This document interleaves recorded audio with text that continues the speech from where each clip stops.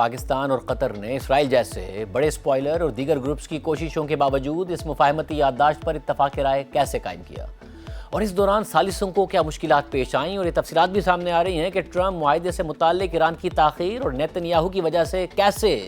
Frustrate ہو رہے تھے، جس کا اظہار وہ بار بار اپنے بیانات میں بھی کرتے آئے۔ اس حوالے سے فائنینشل ٹائمز کے لیے اینٹی انگلینڈ اور حمزہ جیلانی نے لکھا تھا کہ مذاکرات کے دوران چند گھنٹوں کے لیے تہران میں قطری ثالثوں کو لگا کہ شاید بدترین مرحلہ گزر چکا ہے۔ ہفتوں تک دو سخت دشمنوں کے درمیان رابطے کرانے اور ایرانی حکام کے ساتھ طویل اور تھکا دینے والی بات چیت کے بعد قطر کے اس چھوٹے وفد کو محسوس ہوا کہ ایک معاہدہ طے پانے والا ہے، جس میں جنگ بندی میں توسیع، اسٹریٹ آف ہرمز کی دوبارہ بحالی اور جوہری مذاکرات کے لیے ایک فریم ورک شامل ہوگا۔ لیکن پھر جب قطر کا یہ وفد 11 جون کی صبح دوحہ واپس جانے کی تیاری کر رہا تھا تو امریکی لڑاکا طیاروں نے جنوبی ایران میں اہداف پر حملے کر دیے۔ امریکی بمباری ختم ہوتے ہی ایران نے اردن، بحرین اور کویت میں امریکی اڈوں پر میزائل اور ڈرون حملے شروع کر دیے۔ قطری حکام رن وے پر کھڑے یہ سب دیکھتے رہے اور تقریباً 7 گھنٹے کے لیے صبح 7 بجے تک وہ اسی رن وے پر انتظار کرتے رہے۔ مذاکرات سے واقف ایک شخص کے مطابق یہ ایک رولر کوسٹر تھا۔ یہ واقعہ اس ایک ماہ طویل سفارتی کوشش کے مرکزی چیلنج کو ظاہر کرتا ہے، جس کا مقصد امریکہ اور ایران کو دوبارہ جنگ کی طرف جانے سے روکنا تھا، اور ہر بار جب ثالث کسی پیش رفت کے قریب پہنچتے تو کوئی نیا حملہ، دھمکی یا سیاسی مداخلت ان کی کوششوں کو ناکام بنا دیتی۔ فائنینشل ٹائمز کی رپورٹ میں مزید لکھا تھا کہ مذاکرات میں ایک اہم موڑ مئی کے وسط میں آیا، کیونکہ اسلام آباد میں مذاکرات کے پہلے دور کے بعد مذاکرات ناکامی کا شکار ہو گئے تھے۔ یہ عارضی امن معاہدہ ٹوٹنے کے قریب دکھائی دے رہا تھا۔ ٹرمپ نے خبردار کر دیا تھا کہ جنگ بندی معاہدہ لائف سپورٹ پر ہے، اور ایران کا تازہ پروپوزل کچرا ہے، یہ بھی ٹرمپ نے کہہ دیا تھا۔ اور پس پردہ مذاکرات کے باوجود جنگ کی طرف واپسی کا خطرہ بڑھ رہا تھا۔ رپورٹ کے مطابق اسی دوران امریکہ نے قطر سے کہا کہ وہ مذاکرات میں اپنا کردار بڑھائے۔ اس سے پہلے قطر مذاکرات میں صرف ایک معاون کا کردار ادا کر رہا تھا، جبکہ پاکستان کو مصر اور ترکی کے ساتھ ہونے والی ثالثی کی کوشش کی قیادت کے لیے منتخب کیا گیا تھا۔ اور پھر مئی میں ٹرمپ کی اس وارننگ کے بعد کہ جنگ بندی ختم ہونے کے قریب ہے، تجربہ کار قطری رہنما علی اسوادی اور حماد القبیسی کی قیادت میں قطری وفد تہران روانہ ہو گیا، اور انہوں نے اپنے اس مشن کو خفیہ رکھنے کے لیے ترکی کے راستے سے سفر کیا۔ اور ثالثوں کے لیے سب سے بڑا مسئلہ دونوں فریقوں کے درمیان کم از کم بنیادی اعتماد پیدا کرنے کی کوشش تھی، اور اسی لیے ثالثوں کے کام کا ایک حصہ یہ اعتماد قائم کرنا بھی تھا۔ پھر جب مئی کے وسط میں قطری وفد تہران سے روانہ ہوا تو ثالثوں کو یہ یقین تھا کہ ان کے پاس ایک تجویز کردہ اچھا منصوبہ ہے، جسے امریکی حکام کی حمایت بھی حاصل تھی۔ لیکن یہ امید اس وقت ٹوٹ گئی کہ جب انہیں ایران سے نکلتے وقت بتایا گیا کہ ٹرمپ ایران پر حملہ کرنے پر غور کر رہے ہیں۔ سفارتی عمل کو جاری رکھنے کی کوشش میں قطری، سعودی اور اماراتی رہنماؤں نے امریکی صدر ٹرمپ سے رابطہ کیا اور کہا کہ ثالث ایک معاہدے کے قریب ہیں، اور ان سے حملے کا فیصلہ روکنے کی اپیل کی۔ اور ٹرمپ نے عرب رہنماؤں کی بات مان لی اور اعلان کر دیا کہ انہوں نے ایران پر اگلے دن ہونے والے حملے کو اس لیے روک دیا ہے کیونکہ ایران کے ساتھ سنجیدہ مذاکرات جاری ہیں۔ اور ٹرمپ کے اس اعلان کے اگلے دن قطری وفد واشنگٹن روانہ ہو گیا تاکہ امریکی نائب صدر جے ڈی وینس، ٹرمپ کے خصوصی نمائندہ اسٹیو وٹکاف اور صدر ٹرمپ کے داماد جیرڈ کشنر کو مذاکرات پر بریفنگ دی جا سکے۔ رپورٹ میں مزید لکھا ہے کہ پھر ٹرمپ نے معاہدے کے لیے ایک ڈیڈ لائن مقرر کر دی اور ثالثوں پر واضح کر دیا کہ انہیں ہفتے کے اختتام تک ایران کا جواب چاہیے، ورنہ وہ حملوں کو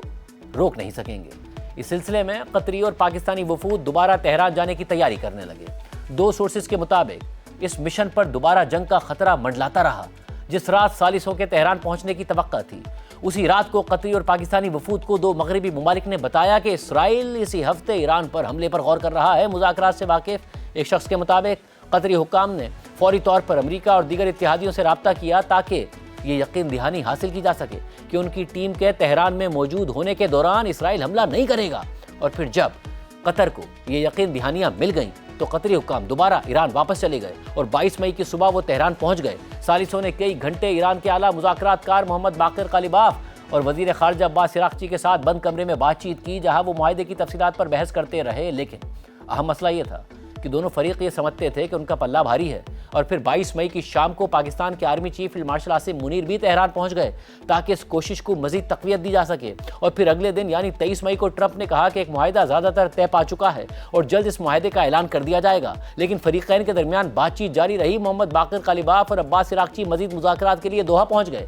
جہاں انہوں نے 25 مئی کو قطری ثالثوں کے ساتھ بات کی اور ان کے ساتھ ایران کے مرکزی بینک کے گورنر بھی موجود تھے۔ مگر اس کے باوجود ایران نے توقع کے مطابق معاہدے پر دستخط نہیں کیے اور اس تاخیر کی وجہ سے فرسٹریشن میں ٹرمپ انتظامیہ نے معاہدے میں اسٹریٹ آف ہرمز کو دوبارہ کھولنے اور جوہری معاملات سے متعلق شکوں کی زبان میں تبدیلی کر دی۔ رپورٹ میں مزید لکھا ہے کہ سفارتی عمل کو جاری رکھنے کی کوشش میں قطری ثالث دوبارہ ایک جہاز میں سوار ہوئے اور اس بار وہ امریکہ کے شہر میامی گئے، جہاں انہوں نے اسٹیو وٹکاف اور جیرڈ کشنر کے ساتھ ایک دن تک بات چیت کی اور اس بات چیت کا مقصد معاہدے کو مکمل کرنے کی فوری ضرورت پر زور دینا تھا۔ اور پھر 6 جون کو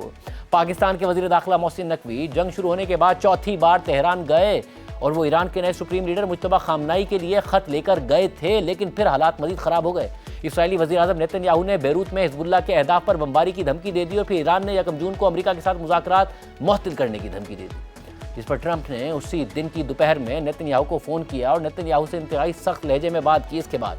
صورتحال کچھ حد تک قابو میں آ گئی، مگر پھر اگلے ہفتے اسرائیل اور ایران نے 8 اپریل کی جنگ بندی کے بعد پہلی بار ایک دوسرے پر فائرنگ کا تبادلہ کیا کہ جب اسرائیلی فورسز نے جنوبی بیروت میں ایک عمارت پر حملے کیے اور حملوں کا یہ سلسلہ اس وقت ختم ہوا کہ جب ٹرمپ نے مداخلت کرتے ہوئے کہا کہ اسرائیل اور حزب اللہ نے فائرنگ روکنے پر اتفاق کر لیا ہے۔ اس کے بعد ایک ممکنہ رکاوٹ تو حل ہو چکی تھی اور 9 جون کو ثالثوں کو دوبارہ لگا کہ وہ معاہدے کے بالکل قریب ہیں، لیکن جلد ہی ایک اور مسئلہ سامنے آ گیا جب ٹرمپ نے ایران پر یہ الزام لگا دیا کہ اس نے ایک امریکی اپاچی ہیلی کاپٹر مار گرایا ہے۔ ایران نے اشارہ دیا کہ یہ غلطی تھی، لیکن ٹرمپ نے کہا کہ اسے جواب دینا ہوگا۔ اس کے نتیجے میں مسلسل 2 راتوں تک فائرنگ کا تبادلہ ہوا اور ان جھڑپوں میں وہ حملے بھی شامل ہیں جن کی وجہ سے قطری وفد تہران میں ایئرپورٹ پر پھنسا رہا، اور پھر جب قطری وفد قطر واپس پہنچ گیا تو خطے کے ممالک کی جانب سے کوشش کی گئی کہ ٹرمپ کو قائل کیا جائے کہ ایک اچھا معاہدہ تقریباً مکمل ہے اور مزید حملے روک دیے جائیں۔ پاکستانی اور عرب سفارتکاروں کے مطابق قطر کے امیر شیخ تمیم بن حمد الثانی، سعودی ولی عہد شہزادہ محمد بن سلمان، متحدہ عرب امارات کے صدر شیخ محمد بن زائد ال نہیان اور پاکستان کے army chief field marshal Asim Munir نے امریکی صدر ٹرمپ کو فون کر کے مزید حملوں سے باز رہنے کی اپیل کی، لیکن ٹرمپ نے جمعرات کو دھمکی دی کہ مزید حملے ہوں گے اور کہا کہ امریکی فوج ایران کے اہم خارق جزیرے پر قبضہ کر سکتی ہے۔ مگر پھر اس کے چند ہی گھنٹوں بعد ٹرمپ نے یہ کہہ دیا کہ تہران کے ساتھ معاہدے کے آخری نکات تمام فریقین نے منظور کر لیے ہیں، لیکن پھر ٹرمپ جو پورے ہفتے کبھی یہ کہتے رہے کہ معاہدہ قریب ہے، کبھی ایران پر غصہ ظاہر کرتے رہے، انہوں نے جمعے کو الزام لگا دیا کہ ایران معاہدے کو غلط انداز میں پیش کر رہا ہے، اور اس بات سے پھر یہ خدشہ پیدا ہو گیا کہ ٹرمپ ایران پر حملہ کر دیں گے۔ لیکن پھر ٹرمپ نے جب ہفتے کے دن کہا کہ مفاہمتی یادداشت پر اتوار کو دستخط ہوں گے تو اس کے بعد قطری مذاکرات کار دوبارہ تہران پہنچ گئے، مگر اسی دوران اسرائیل نے بیروت پر دوبارہ حملہ کر دیا، جس پر ٹرمپ نے سخت ناراضی کے ساتھ نیتن یاہو کو فون کیا اور کہا کہ حملہ نہیں ہونا چاہیے تھا، اور انہوں نے واضح طور پر کہا کہ اسرائیل کو لبنان میں کہیں بھی مزید حملے نہیں کرنے چاہیے۔ دوسری طرف قطری وفد ایرانیوں کو قائل کرنے کی کوششیں کرتا رہا کہ وہ جوابی کارروائی نہ کریں۔ قطری وفد نے تہران میں 17 گھنٹے گزارے اور ایک موقع پر اپنے ایرانی ہم منصبوں کے ساتھ امریکہ میں ہونے والے فٹ بال ورلڈ کپ کا ایک میچ بھی دیکھا۔ ایک موقع پر قطری وفد نے دھمکی دی کہ وہ مذاکرات چھوڑ دیں گے کیونکہ ایرانی حکام مسلسل معاہدے کی زبان میں تبدیلیاں کرنے پر زور دے رہے تھے۔ قطریوں نے ایرانیوں کو اس بات سے بھی خبردار کیا کہ اگر ٹرمپ کی وائٹ ہاؤس میں اپنی 80ویں سالگرہ کے موقع پر UFC ایونٹ میں جانے سے پہلے معاہدہ طے نہ ہوا تو اگلے دن مزید امریکی حملوں کا خطرہ ہو سکتا ہے، اور پھر پاکستان کے وزیر اعظم شہباز شریف وہ پہلے رہنما تھے جنہوں نے اعلان کیا کہ ایران کے مقامی وقت کے مطابق رات 1 بجے کے قریب معاہدہ طے پا گیا ہے۔